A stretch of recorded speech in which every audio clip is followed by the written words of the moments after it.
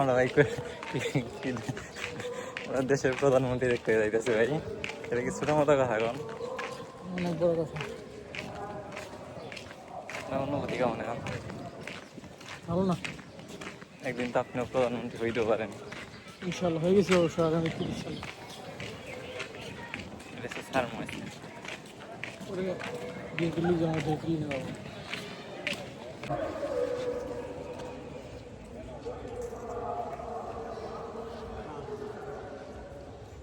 বিশ্বমানের নেতা ছিলেন, যেহেতু তার নামে এই বিশ্ববিদ্যালয়, আমি বিনয়ের সাথে বিনীতভাবে আমাদের নেতাকে অনুরোধ করব, এই বিশ্ববিদ্যালয় যেন এই বিশ্বমানের একটা বিশ্ববিদ্যালয়ে আপনি রূপান্তরিত করেন। এই প্রত্যাশা রেখে, এই আশা রেখে সকলকে ধন্যবাদ জানিয়ে আমি আমার বক্তব্য শেষ করছি। আসসালামু আলাইকুম। একটি রিসার্চ সেন্টার দরকার,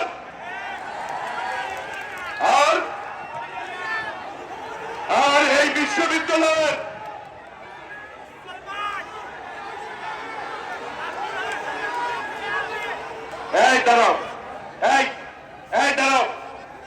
এই বিশ্ববিদ্যালয়ের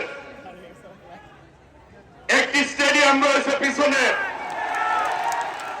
শহীদ রাষ্ট্রপতি জিয়াউর রহমানের নামে আমি খেলা উদ্বোধন করেছিলাম, ক্রিকেট খেলা। এই স্টেডিয়ামটি সবাই চায় এটি উন্নত মানের হোক, জায়গা রয়েছে। আমি আপনার হাত ধরে রাজনীতি করেছি, আপনি আমাকে এই এলাকার মানুষের প্রতিনিধি হিসাবে প্রতিনিধিত্ব করার জন্য আপনি দিয়েছেন, ওনারা আমার আস্থা রেখে আমাকে নির্বাচিত করেছেন। আপনি আমাকে মন্ত্রী পরিষদের স্থান দিয়েছেন। টাঙ্গাইলে 35 বছর পরে টাঙ্গাইল সদর থেকে কেউ মন্ত্রী হয়েছে। কাজেই মাননীয় আমার অভিভাবক, আমার প্রধানমন্ত্রী আসলো পরিবর্তন, মানুষ আশায় খুব বাধ্য। যারা রাজনীতি করতে চেয়েছে, যারা মাথার মুখেও মানুষের কথা বলতো, দেশের কথা বলতো, মানুষের বাক স্বাধীনতার কথা বলতো, মানুষের কথা বলতো,